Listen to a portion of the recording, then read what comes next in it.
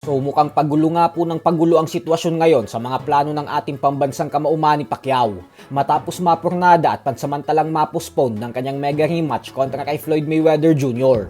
Ito po ay dahil tila hindi talaga nagtutugma ang mga gustong mangyari ng MP Promotions President Sean Gibbons at ng MP Promotions CEO na si Jas Matur.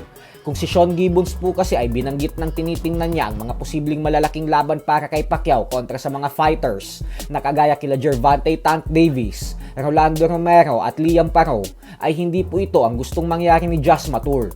Sa latest interview niya po kasi kanina lamang ay sinabi nito na naghahanap daw siya ng magandang exhibition fight para sa ating pambansang kamao bago magtapos ang taon na ito. Habang ang Mayweather rematch naman daw ay posible nang ganapin sa January.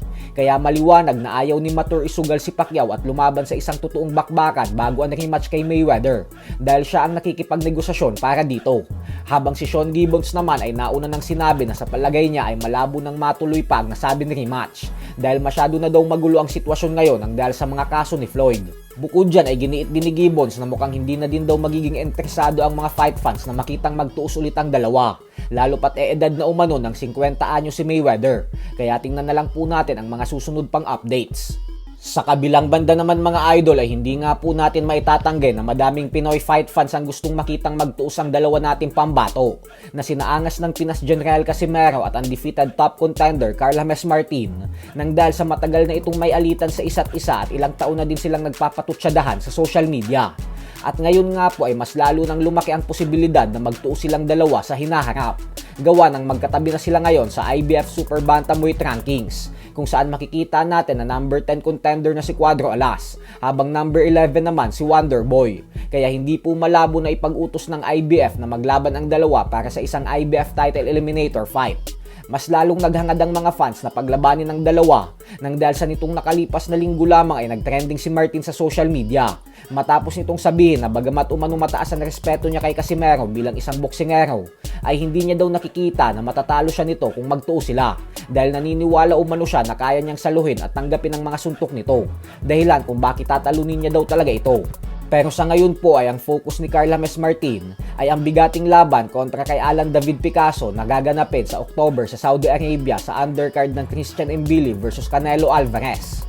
Samantala sa usaping MMA naman nga po ay pagkatapos talunin ng ating pambato na si one strawweight world champion Joshua Pasio via first round submission, ang challenger na si Mansur Malashiev ay tila nagpakita ang dalawa ng mataas na respeto sa isa't isa sa backstage, kung saan makikita natin dito na nagpalitan sila ng regalo sa isa't isa. Bagay na ikinatuwa naman ng madaming fans nang dahil sa ipinapakita nilang sportsmanship. Ayon sa mga fans ay ang mga ganitong klaseng atleta daw ang dapat hangaan at tularan. Maangas lang sa loob ng lona, pero respeto ang nangingibabaw sa labas. Thank you very much.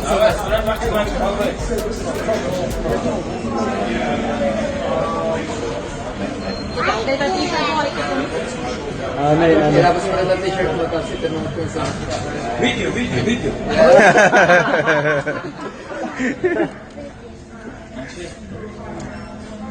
Sige.